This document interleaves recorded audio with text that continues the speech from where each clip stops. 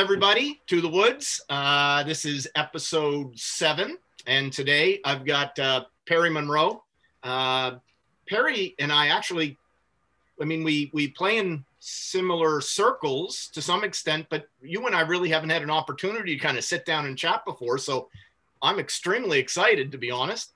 For those out there that may not know you or perhaps know you well, give us a quick rundown, Perry. Where have you spent your time? It's a lot of time, I'm sure. Well, first of all, it's not as cold in here as it seems. I'm having a technical breakdown, and so we're using old-fashioned. Used to be megaphones, but now I got these. Yeah, I've been around a long time with this business, and my business with archery and bow hunting and so on probably started back in the mid-'60s. So that's a fair time ago. And through all those years and so on. And the progressions through. So I was a bow hunter for most of my life. And I actually gave seminars with the Winchester Hunting School in Toronto and different places on stalking the white-tailed deer. Okay. I've been a writer for years. I wrote 30 years for Eastern Woods and Waters, and I wrote numerous articles. Just finished a book, Guide's Eyes. It's published now. You can get it on Amazon. Oh. And there's chapters in there on bow hunting and how to still hunt and what to look for. Okay, that's called Guide's Eyes?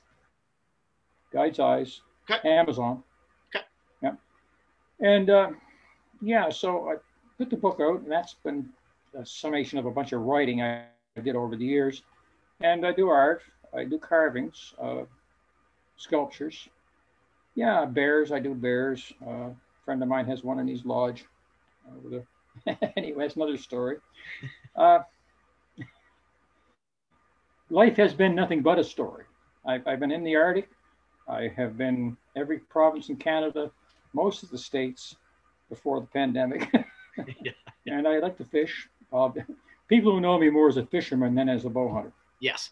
But my roots in the beginning, I had a bow shop, and you made bows. I made bows semi-commercially, but 10 at a time. Yep. Some people still have my bows. I think Wayne Sullivan has one. Yep. And some of the archers I've known over the years and so on. And we fished and we hunted.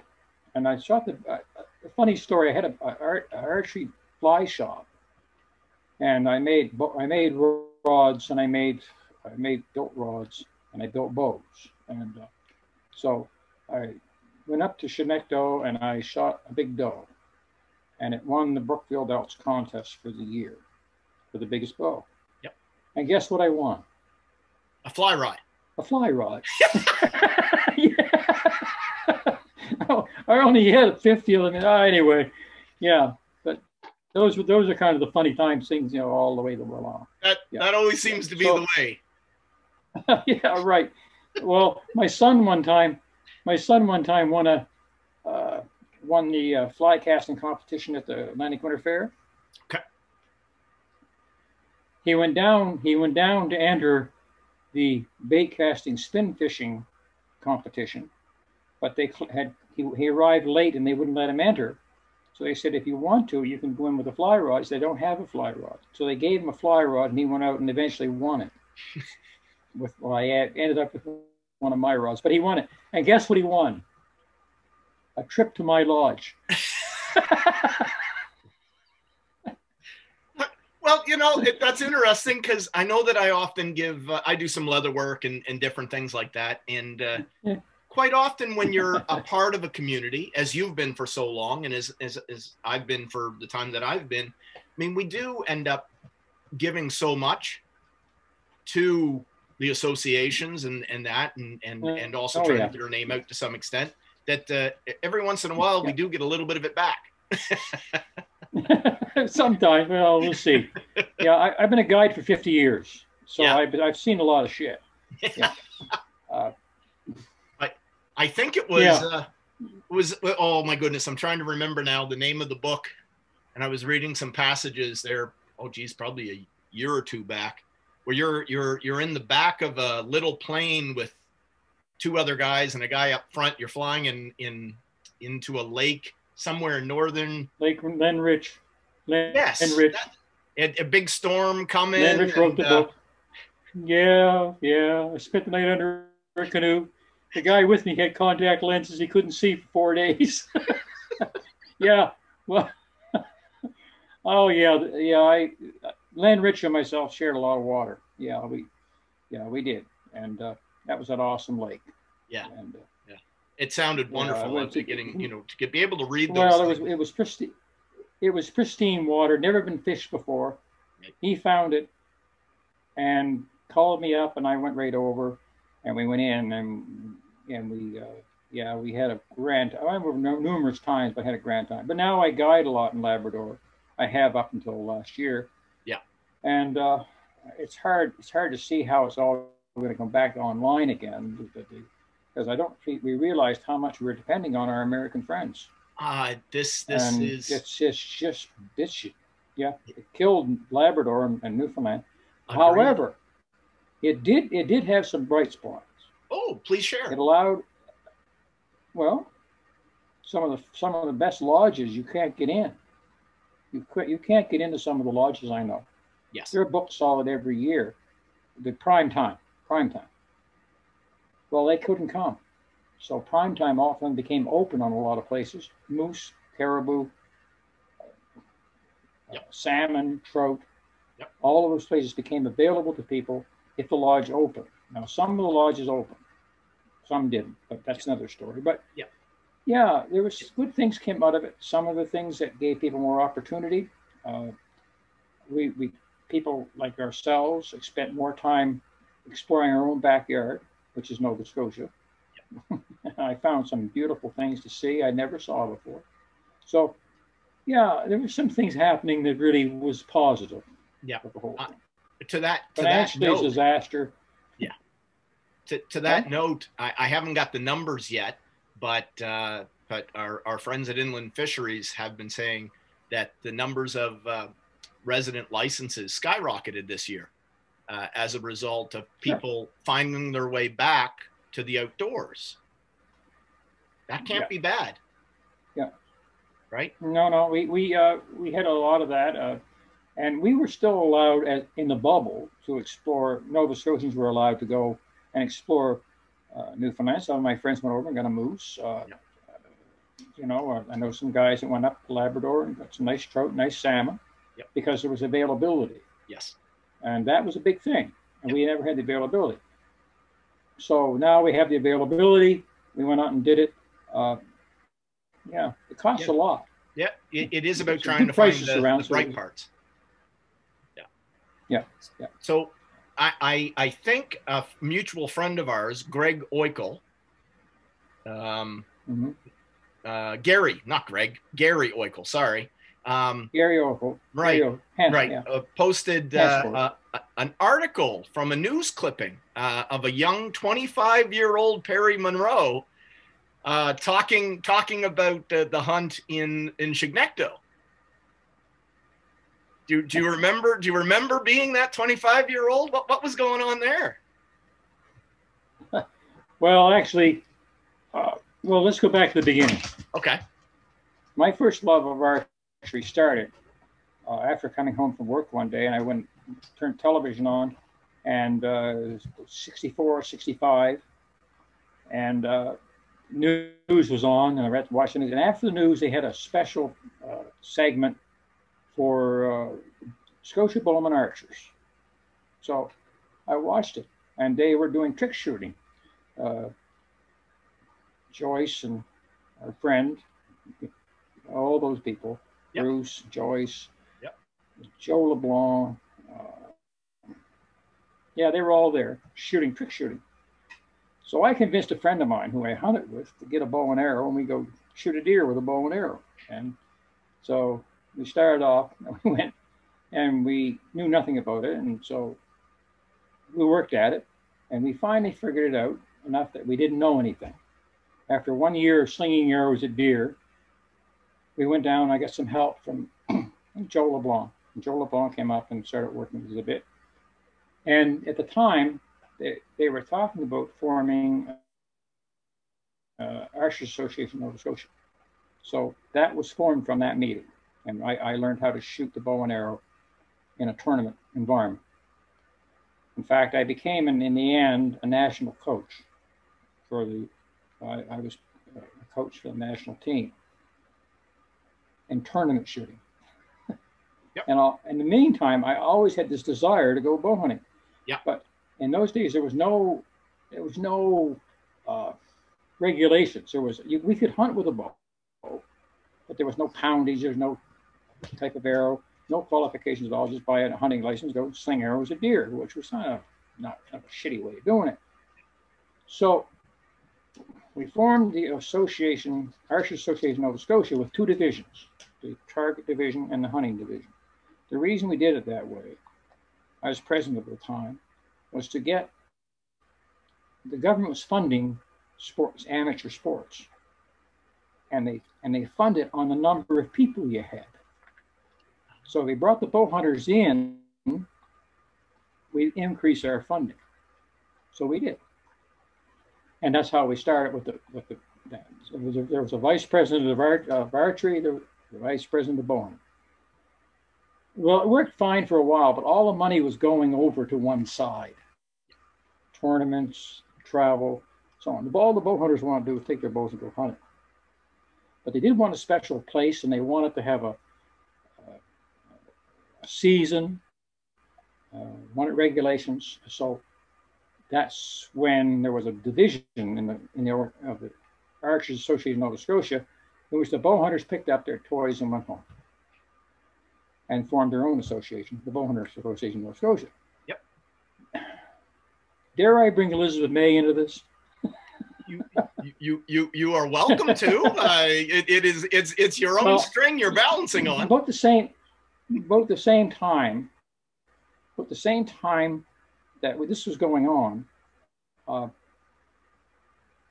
I was also a director, or maybe vice president, I forget now, of the Nova Scotia Association. They call it Anglers and Hunters now, but it wasn't called that then. Yep.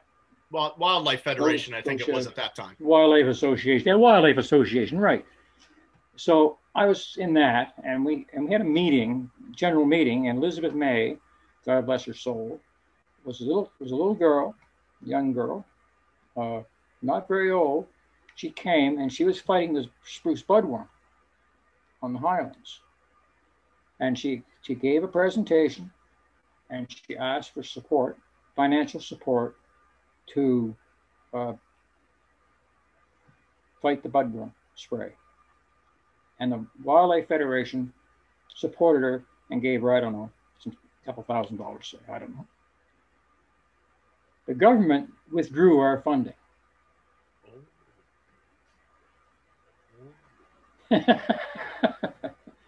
And that's why, now I tell you this story, yep, because that's why when I was president of the Bowhunters Association, I said we would never accept 5 cents from the government. No grants. Nothing from them at all. Right. We would fundraise ourselves, do our own thing. And I think it's just that way to this day. Yeah. The Archers Association still wants to get their funding. Yes. We don't. The bow hunters are their own separate entity and do their own fundraising. That's correct. You got it. That's right. You got it. So that made it easier for us to deal with government. We didn't have to go through the hoops that government places, and we could go direct. We also had a very key person in this whole thing was a biologist, Art Patton. And Art Patton was a big game biologist at the time, and he was my bow hunting buddy. So he also gave us an venue. So we ended up in Chignecto for 10 days. Yes. That's all we had the first time. Right. And we had a great time, wonderful time, good people. And at the meantime, there was a whole backlog of the woman in Halifax, Margaret, somebody. She had a telephone line you could call and get a rant about no bow hunting in Nova Scotia. Oh. I was interviewed by the Chronicle Herald, and during the interview was asked if there was any deer ever get away from bow hunters. And I said, there's always crippling loss with any hunting activity. Doesn't matter what it is, there's crippling loss in every one of them. Yep. Rifles, shotguns, BB guns, whatever you want to name. Yep. So what's the headlines in the Halifax Herald? Second. Bowhunter Association president says deer get away and don't get crippling loss is part of their game. Well, that's taken out of context, but man, you got to be careful what you say to the press. They'll do anything for $1. So it became very, very angry and we made news right across Canada. We had some serious problems at the time. We kept plugging away, and Maclean's magazine phoned me up and said, would you allow us to do an article on bow hunting in Chignecto, in Nova Scotia? And I gave it serious thought, and I said, yes. And the person said, you're not concerned? I said, I am concerned. But if I thought I was doing something wrong, I shouldn't do it. So if I'm going to have somebody come along with me and write a story about it, I shouldn't be ashamed of my story. So that's what happened. We ended up, 1972, Maclean's magazine had a writer go with me, who was a friend, hunting in Chignecto. Now, I had backlash from my own organization. They were scared about this. Yeah. And so they said he couldn't go in because he wasn't a bow hunter. So there's a law that says you couldn't unless you were a bow hunter with a number. See, we had to number our arrows at first. Oh, we yeah. had to number all our arrows. William, you get out of here. This is a dog. So I took him out, and I was, of course, here's the other thing. I was an examiner. So I could examine him to be a bow hunter. So let's just say he passed the bow hunting test. Right. And he became a bow hunter and had a number and went with me in the woods, and we went bow hunting. That article is still available online. If you go to Chignecto Bow Hunt, you'll see 1972 Maclean's article. It's worth reading. I've read it a couple of times, and I've shared it a couple of times too. Yep, it's honest. It was honest, and it gained favorable. It was in favor. It just everything changed after that.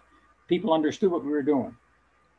Before, it's just a matter of killing deer, but after that, it was a matter of this promoting. And I thought Greg did an excellent job on that article.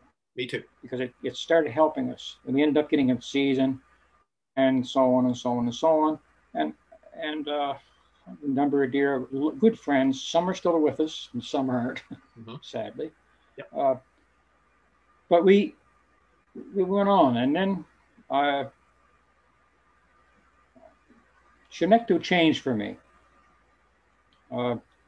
and I left Chignecto, and I went hunting on my own land. I had 600 acres. Why was I going to Chignecto? The camaraderie, the fun. Yes. But it lost it. I mean, all of a sudden, these people in tree stands were adversarial towards people who were stalking deer. Right.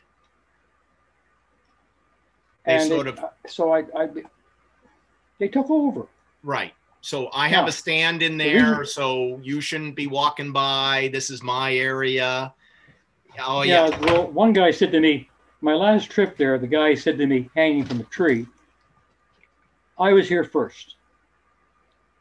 And I said, where in the name of God were you in 1969? Right. And walked away and got in my truck and went home. That's the last time I was there. There's two things wrong. That's not sharing the resource. I was just walking through. I'm not going to hang around his bottle of apples. Right. Why should he care? But it wasn't just him. There was others too. Yep. And I thought, boy, this is getting sucky. So why? Why did it happen? Well, it happened for a couple of reasons, and the good reasons too. goodness came out of it. Compound bows aren't made for stalking. Right. You know that. You have a longbow. You can slip a longbow through the woods and it's just through brush, and it's beautiful. Yep. It really is. Yep. A compound bow, you try doing that. It's just a mess. You're not going to get a deer with a compound bow on the ground. So not if you're in a tree. Yeah. So I'm just going to finish this thought. Yep. The good of it is there hasn't been a hunting accident since he went in the tree. Because you take your time. You see the deer coming. You're not panicked. You wait it out. You wait for the perfect shot. You have the perfect weapon, and it's made. And the deer harvest percentage goes up, because stalking whitetails, you don't have any time for a mechanical release. You don't have time for anything like that. You only have time to see the deer, get in close as you can, and get it up, gone. And that's what it is. It's you know that because you hunt with a longbow. So that's what it is. But the reason is it changed because people can't lug those things around the woods. Also, I had a feeling about the arrows. I thought that the penetration of an arrow depends upon mass versus velocity. We had increased the velocity to the point where you couldn't get a much lighter arrow, but it didn't have the penetration of a XX75 or, you know what I'm saying? No, absolutely. Fiberglass absolutely. arrow or a wooden arrow. The wooden arrow had more penetration. We proved this by sliding a bale of hay down a hill one day. The heavier arrows went further. Yeah. We also built a machine that we measured the impact. So there was those things. Yeah. But the arrowheads, we only had a couple arrowheads, so we only could sharpen them by hand. Yeah. But today you can buy razor blades on edge. So there's good things came of it all, and we're moving along, and it can't be the same as it was, but it can't be, it'll just morph into something else. As long as people like you are around to make sure the laws and so on are enforced, and people have the right attitude. And we have but that's what I find, and I appreciate you saying so. But this show, I've the show, whatever this is, whatever this project of mine is, I'm trying to engage people in the conversation, because you can't stop technology. Technology advances, but if you stop having conversations because you're fearful somebody might prevent you from doing this or prevent you from doing that, well, then people who don't know anything about hunting end up making the decision for you, rather than our own community having the conversations and then taking those conversations to government and suggesting regulations. It was the bow hunters that wanted seasons. It's the bow hunters that wanted regulations and pushed for that. So I'm kind of hopeful that I get to start some conversations, not just on here on the internet, but in our community as a whole, about the changes and what we'd like to see. Because I feel like we're not talking enough anymore. I feel like we're very secretive. What are your thoughts? Well, yeah, I helped a guy sight in his primitive weapon, black powder. Yeah. Okay. He doesn't need a special season. He can shoot 75 yards, a 4-inch group, with a scope. So, primitive weapons, that has to be redefined. I don't disagree. It's very nice. Bear Archery started this whole thing off with the 2-season hunter. Remember that? No, I don't actually. Now that you say that. Oh, that was their advertisement. 2-season hunter, one with a bow, one with a rifle. Oh, we had 2 seasons. That's why we tried to get that. We always tried to get that. But what we were always doing was putting the deer tag in with the hunting tag. Right. As I see now, you can use a primitive weapon. Yes. And Chimecto was not part of that until it was bow season. Yeah. but you can still hunt with a primitive weapon during regular season. Yes. So you have a really advantage. You can go forever. Yes. But it's not a primitive weapon. Right. Primitive weapon is a longbow with arrows and feathers. Yeah. And a bare razor head. But I do have some Howard Hills. I had some Howard Hills, and I had some of John Schultz's too. So, okay. Yeah. No. When the conversation in the 2-season tag, or the 2 tags, 1 per season, kind of came out, the muzzleloader was being added to that was a shock to many. Including the Federation at the time, and especially to bow hunters. Bow hunters were always a little bit apprehensive originally about crossbows. And I have mixed emotions on crossbows. I think I can debate both sides of that one fairly efficiently. But that was where the concern was, whether a crossbow belonged in with the archery season. But when the muzzleloader was included, my goodness, heads were spinning trying to figure out what happened. Especially when it was smokeless powder rather than just, the old smoothbore. Yeah, and they shoot a good shooter. A person I know I was with, he can shoot tacks. He can do it with his weapon, but that's okay as long as the deer population can take it. I don't care. Right. If that's what people want to do, if it doesn't hurt me, I don't care.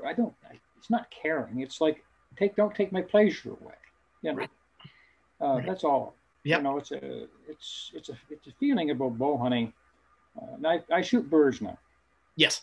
Birds are this dog that's been pestering me since we started talking is my buddy, but we shoot birds. It's stalking, it's tracking, it's understanding game, figuring out what they do during the day. Doesn't matter if it's a deer or whether it's a pheasant or a grouse or a wood. It doesn't matter as long as you are focused on doing the right thing with them, doing a fair chase, and it's tracking and watching how it all works. I don't wait for a pheasant to come to me. Right. I go after the pheasant. So yes. That's my game. Somebody else's game is to wait for the pheasant. It's an interesting analogy. I appreciate it. I do. I think that's because even for myself, even though I hunt with longbows and the occasional recurve, I don't own a gun. That's just me. I'm not saying I won't as I age. That starts to get difficult. That's fine. But I find myself spending a lot of time in a stand for whitetail and of course bear. And I have to admit, part of the reason why is because, like you alluded to, it increases success rate. And not only success rate, but then less chance of wounding an animal and perhaps losing that animal without being able to recover it. And we talk as bow hunters, as hunters in general, we talk about ethics in the woods. And but I'll say this. That's the way I've been hunting. Next year, I've spoken with Phil Nelson, and I plan, because I haven't hunted in Chignecto. Next year or through the summer, I'm going to be doing my scouting. I'm going to enjoy it. It's a piece of history that I don't want to just read about. I want to experience it. I want to go there. I want to think about the days that Bruce Scott and Perry Munro and Wayne Sullivan and all the boys were all in there hunting and stalking deer. So I'm hoping to try and get up there and do that next season for myself, to try and experience it. What type of advice do you give somebody who's thinking about going up to Chignecto to try the stalk with the primitive weapon? Oh, it's changed a lot. Yeah. I mean, it was a sanctuary. Yeah. It was developed to try and save the moose population. Yeah. That's a long time ago. Liscombe, Shibnecto, Keji, anyway. We had it pristine, private to ourselves. And we had woods, and we had trees and forests and hardwood hills and swamps and swales, and we had a pristine environment to hunt the whitetail deer. Right. I don't have to go any further with that discussion. It's changed. Pristine is not a word often used in our forest anymore. Anywhere. Yeah. No, nowhere. Well, I have some land that's never seen the axe, but that's mine. It's a Acadian forest that you can walk through, and it's like walking through a church. Well, it is a church. Anyway, yeah.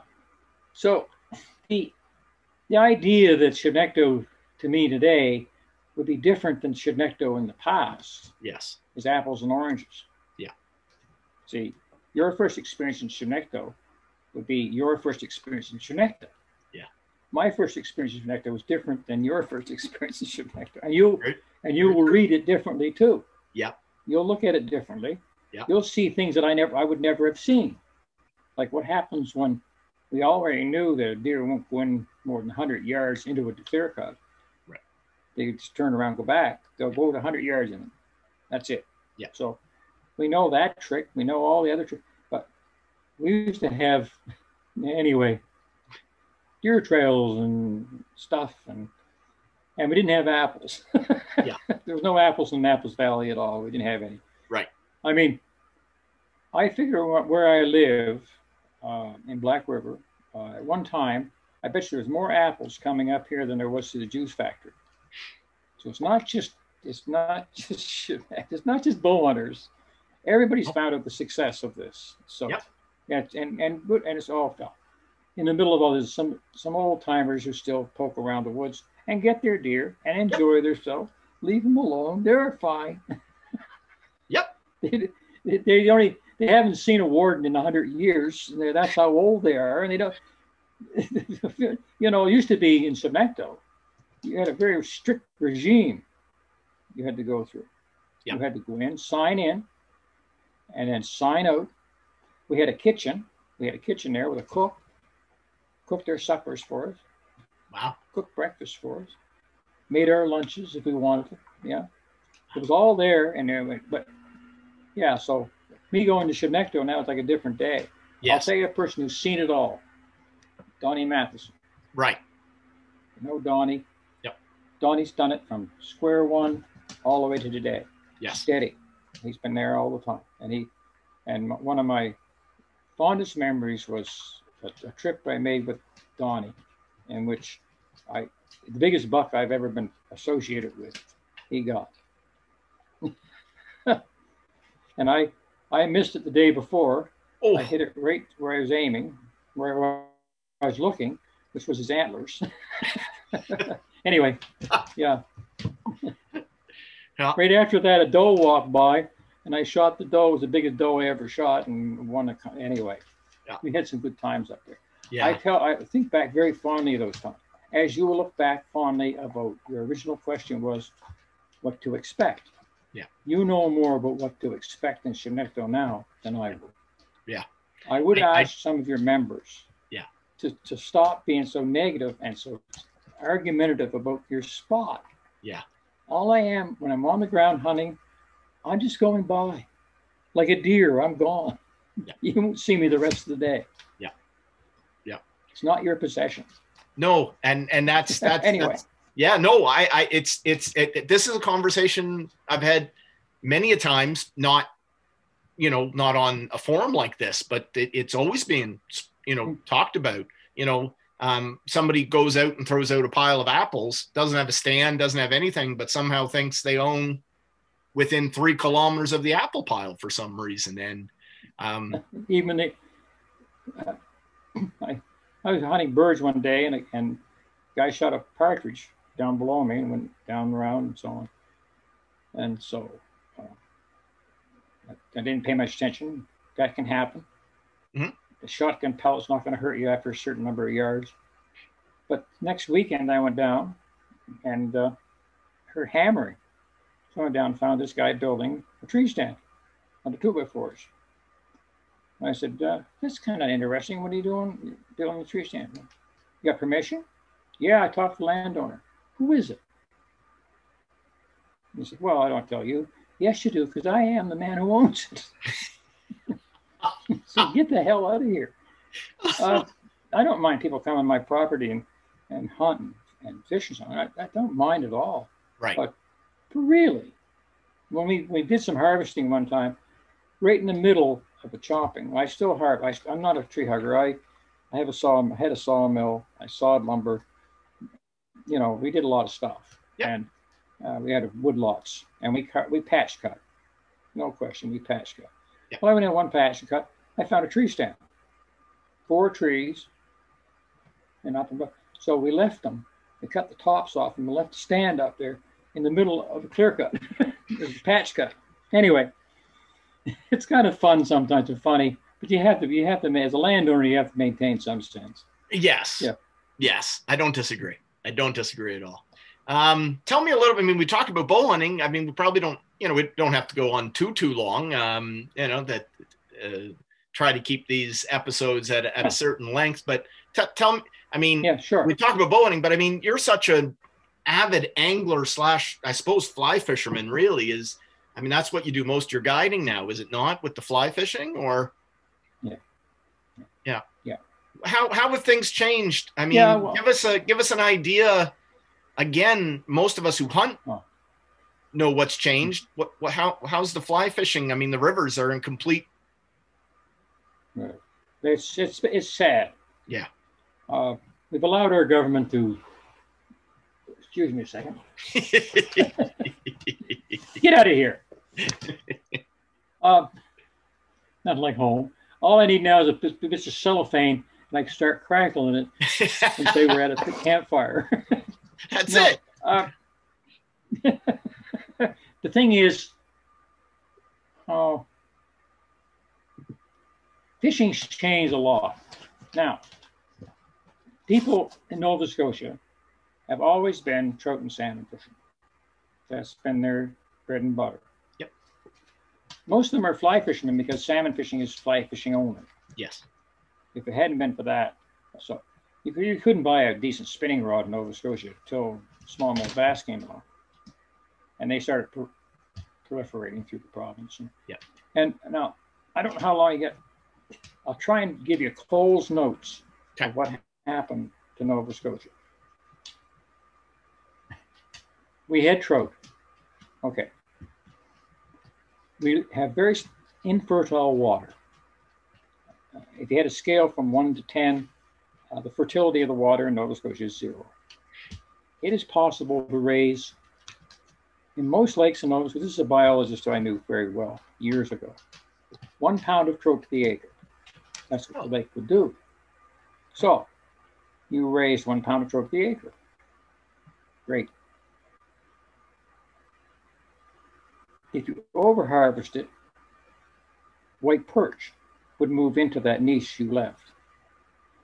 And after a while, the white perch move into the niches you keep taking out of the lake, because as the population goes down, the perch move in. Till eventually, and we've all seen it, a lake that has white perch and no trout. Mm-hmm. Okay. There's a biologist called John Bain who said, we've perchified our lakes. This is a Nova Scotia biologist. Mm-hmm. And the lake's all perched. The only thing I know that we could put under control would be smallmouth bass. So, permits were applied for not Gasbro Lake, Little River Lake, Black River Lake, and Falls Lake. That's what was applied for. And we would get smallmouth bass from a lake down the North Mountain, and we bring up a couple truckloads of them and put them in the lakes. Gasbro Lake got stocked by accident. The people who stocked the lakes were using fly rods. We go out and fish. They brought the truck out. We put the fish in the truck, and they were taken to those places. Now, about this time, there's a debate between the feds in the province on who had the rules, who Fisheries and Oceans has the mandate to protect and enhance fish in Canada under the British North America Act. Some of it's allocated out as variance orders and so on and so on and so on. So the provinces do manage the trout. They didn't manage the trout for quite a while. So they decided to take fisheries out of natural lands and forests and take them over into the Department of Fisheries and Agriculture. Great at that time. Great when we were trying to figure out what to do with this smallmouth bass, perch, trout. The bag limit at that time was out of sight. I mean, it was crazy. People are still over-harvesting all the lakes, and all the lakes they were over-harvesting were also perchifying at the same time. So the problem was expanding.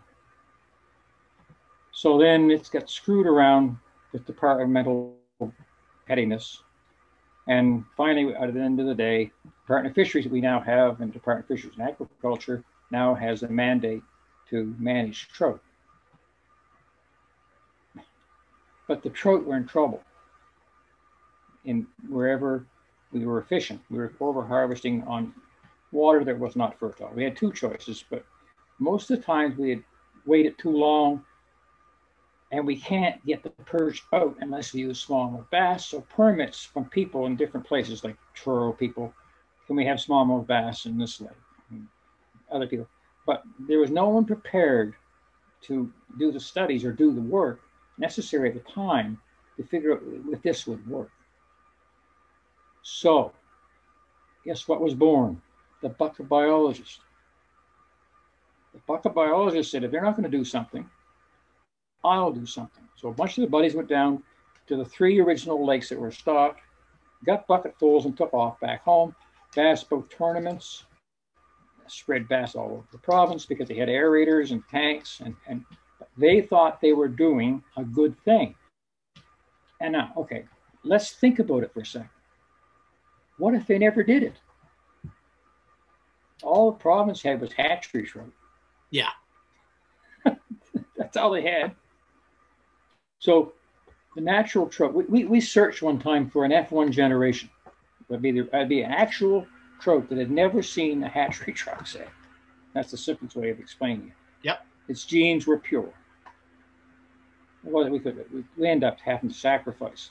But what we're trying to do is breed a cross between a female trout hatchery and a wild brook trout. That's what we try to do. Right. And we call it a hybrid. And that's what we built. And we built them, and we stocked fish all over hell. I think 1 million was stocked out of my place, out of a hatchery incubator box we had built. And we hatched out 1 million eggs. And over years, we stocked all around. They couldn't work because it just couldn't. The trout had a hell of a time reestablishing itself, and we have never figured out how to get rid of this. We're using rotenone now in the St. Mary's River. Yes. Which is one answer they have.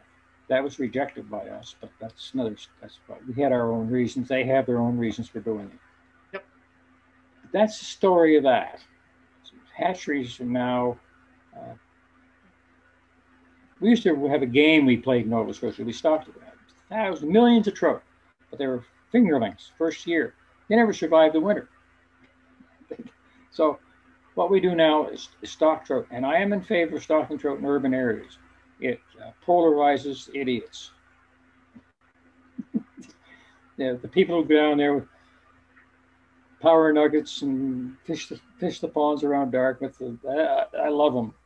That's where I don't want to see them is throwing power nuggets in my favorite trout stream, but that's right. Me. So I always said it was kind of like asking people to go hunt deer where they were raised. Like, can you imagine going out with a bow and arrow and going out to a pasture with a herd of deer in it and then shooting one? Well, like a cow. As I'm concerned, yeah, it's silly what we do now with hatchery trout. Right. Our money shouldn't be going there. We should be getting rid of sea cage aquaculture. Yep. That's the first thing. Finding a way to solve the problem of how to put a space for a good wild trout, if we Yep. can find one. Right. And start working with streams, I don't care if it's wild or not, but a trout that is able to lay eggs, hatch them, and reproduce. Yep. And then have a space.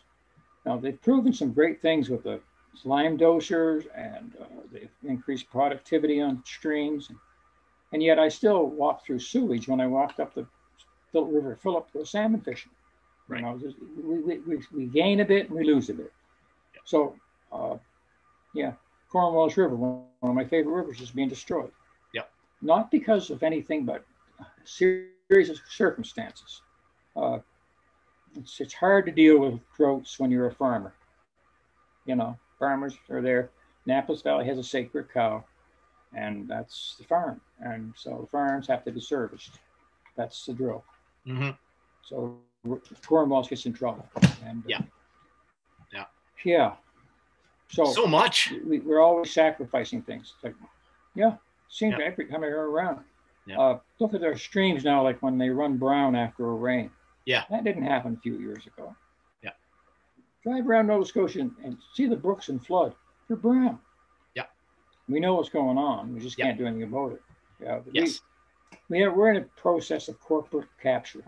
That's exactly right. Corporations have bought our government. Yep. Lock, stock, and barrel. Yep. And that's, I guess, anybody who's listening to this, I want them to hear those words again. Corporate capture. That if you don't know what the definition of that is, please go look it up. Yeah. Educate yourselves. If you consider yourself a conservationist at all, whether you hunt, fish, or just live in the city and want wild spaces to exist so that you know they're there, try to understand that definition and educate yourself a little bit about what's going on, because Perry, that's I have to admit, I don't want to go too much longer, but I also want to sit and talk to you for another 4 hours because I enjoy it so much. I didn't want it to be. I know that you and I could probably talk a great deal more about the political side of it, but it's almost not worthwhile because no, it isn't. All the colors of the government have successive opportunities to make changes, and they don't. So it's up to us citizens to try and move something forward somehow. And for those out there doing it, I applaud them. I do my best. And that moose barricade. God, those people are amazing. Yeah, 100%. It's amazing. Yeah, barricade, keep them out of the moose too. Oh. And the government doesn't see it. They're not listening. They're only interested in being reelected. That's the other lie people don't understand. Governments don't get elected to do it. Anyway, we shouldn't talk about this. That's another 4 hours. Perry, what I'm going to do is I think I'm going to sort of say that we're going to call this end of episode 7. What I will do is thank you so very much for your time, and maybe what we'll do is we'll get you some speakers that are working, and maybe we'll have a chance to do this again. Maybe it'll get warmer here. Yeah. I appreciate it. Thank you so very much, Perry, and Happy New Year to you. Very much. And same to you. I'd like to say one thing before I leave. Please do. Memory is selective. Remember that. Memory is selective. This is my rendition of what happened. Yes. And sometimes I miss things that were important, and sometimes I'm not. Yep. But at the same time, it's just my recollections, nobody else's. That's right. Okay? Wonderful. Thank you, Perry. Take care. All right. Well, so I just got done speaking with Perry Munro, and I knew I was going to enjoy myself. It was one of those things. We had a great conversation. You guys get to see it, and a lot of good things to think about there, and topics for everyone to try and consider.